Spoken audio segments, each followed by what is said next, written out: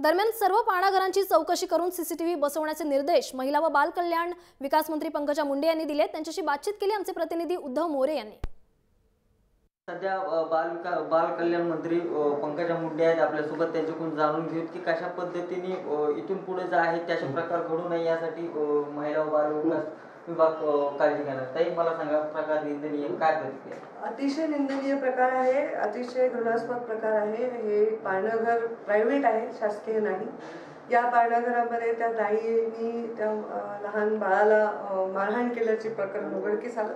त्याच्यावर तात्काळ ऍक्शन घेण्यात आली। काल हे प्रकरण कळलं, कालच त्यांच्यावर गुन्हे नोंदवण्यात आले। त्या तिथले डेप्युटी कमिशनर यांनी स्वतः जाऊन त्याची दखल घेतलेली आहे।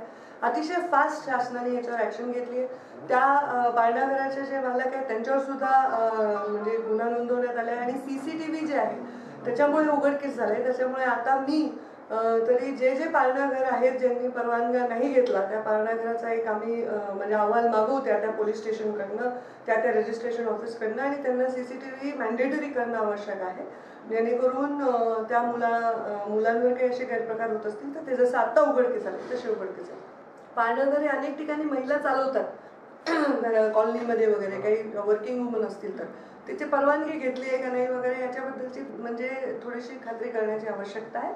आणि सीसीटीव्ही स्पेशली जिथे संवेदनशील विषय आहेत, लहान मुलं वगैरे, तिथे कंपल्सरी करणं आवश्यक आहे। सीसीटीव्ही कंपल्सरी करणार असल्याचे पंकजा मुंडे यांनी सांगितले। त्याचबरोबर काल ज्या पाळणाघरामध्ये हा सगळा प्रकार घडला तिथल्या जे त्याचे दोषी आहेत त्या सगळ्या संबंधितांवर गुन्हे दाखल करण्याचे आदेश त्यांनी दिलेत आणि गुन्हे देखील दाखल झाले।